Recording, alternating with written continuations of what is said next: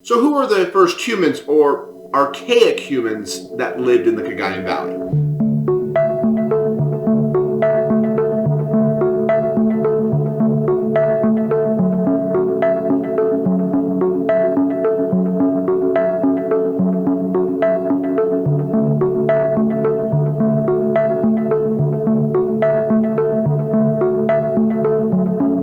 In the 1950s, a team of U.S. researchers discovered butchered animal bones and stone tools in Kalinga region, not far from Callao Cave in Peñablanca in the Cagayan Valley. Paleontologists decided to return to the Cagayan Valley in Kalinga near the 1950 excavation in 2013.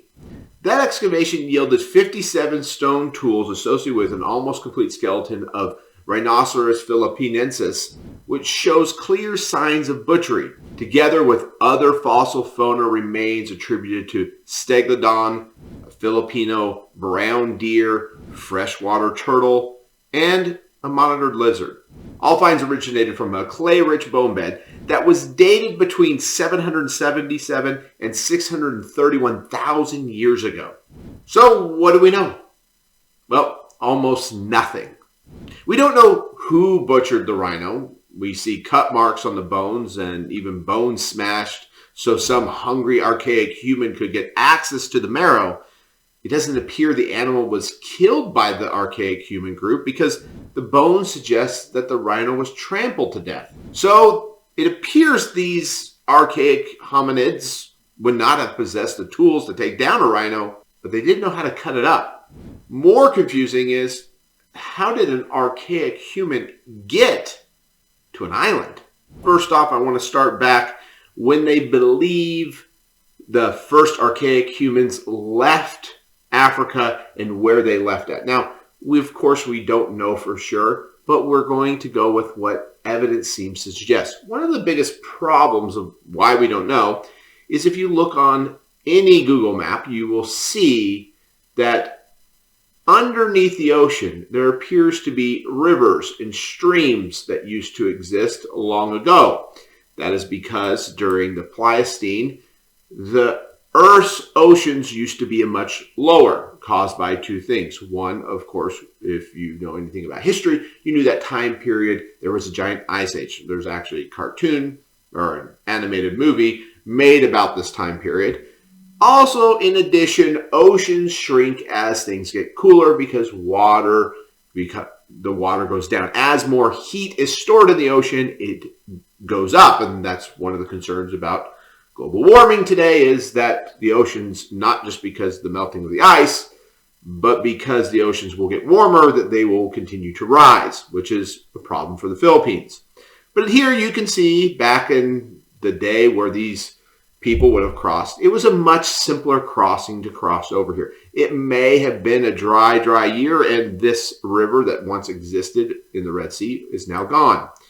They most likely would have traveled on a part of the world that now is under the ocean, which is why we can't really find the evidence that we would need. Now, of course, I imagine humans went up into these areas. They didn't just follow the coastline, but if you know anything about traveling, following a coastline is going to be far simpler than trying to track through deserts.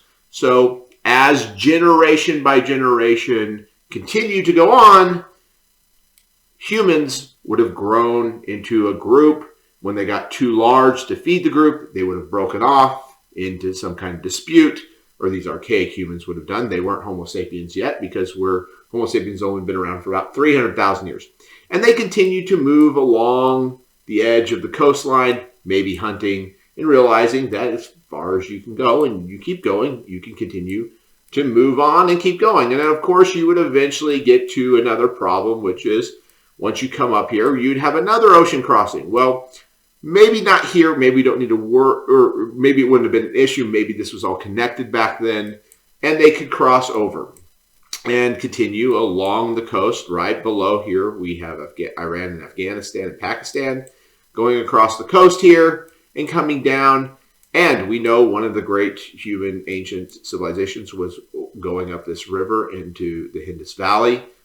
This is a great place for humans to live. And as you can see, the river used to come all the way and go all the way, the Indus River used to go all the way out to there, because you can see the line right there. So if they would have continued to go down along the coastline, they would have crossed, probably come down here into Sri Lanka, and groups would have stayed.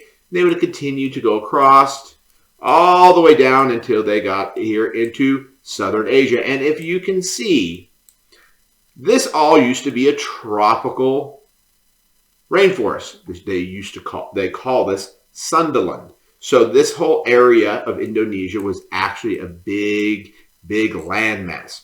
And it went all the way up into the Philippines, where you see Palawan right here. It used to be, you could walk across over into Palawan, up over, and then you hit the first actual crossing, which we know even during this time would have been underwater. But of course, it would not have been as far of a crossing as it is today.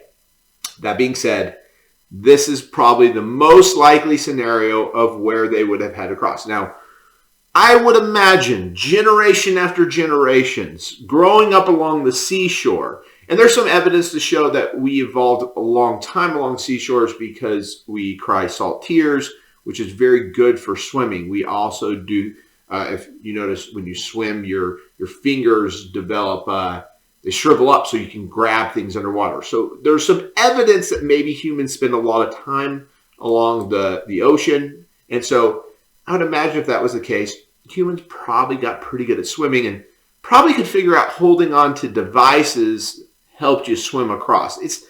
I don't know why archaeologists think it's so far-fetched that happened. It seems like easy things that a little bit more advanced than maybe a chimpanzee could figure out pretty quickly. And coming across, they crossed into Mindoro, and then they went over up into Luzon.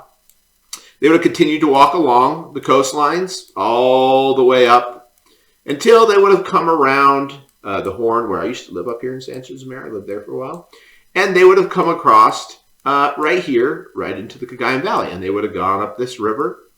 And right up this river is where the Chico River is, right here where they found the rhinoceros 700,000 years ago was butchered. And over onto, actually, I believe it's going to be more over here is where it's found, because it's by Rizal. Where is Rizal? Let's see if it gives it to me. Anyway, Callao Cave is right up here in Peñablanca. It's located right there. And so that's where we'll be talking about in just a few minutes. But anyway, as you can see, this area, that is how they would have got there. And if you want to see, the Cagayan River back during this time would have gone all the way almost up to Fuga Island. It may even have gone past up here. There's another theory, this is just a theory, that maybe they built a watercraft and came down through Taiwan. That one, if you've ever been sitting on the North China Sea, it's a harder one for me to believe that they made that crossing. But it could be that that's what happened. That is how they would have had to have arrived. Now, that would not have happened over just a few years. They started, it's almost hundreds of thousands of years of travel, breaking up generations and moving along the coastline. So who were these people? Once again, we don't know for sure, but we have more pieces of the puzzle that have come together in the last 20 years.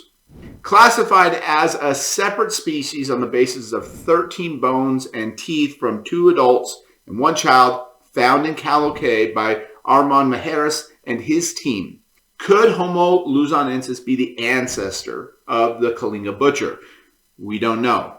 One clue that they might not be from the same group is that Homo Luzonensis appears to not use stone tools. At least none were found at the site where the 3 had died. The Cagayan Valley has proven to be a unique place in the story of our evolution. In the next episode, I want to go over, well, who were the first humans to live in the Cagayan Valley? And that is also going to be a difficult question to answer.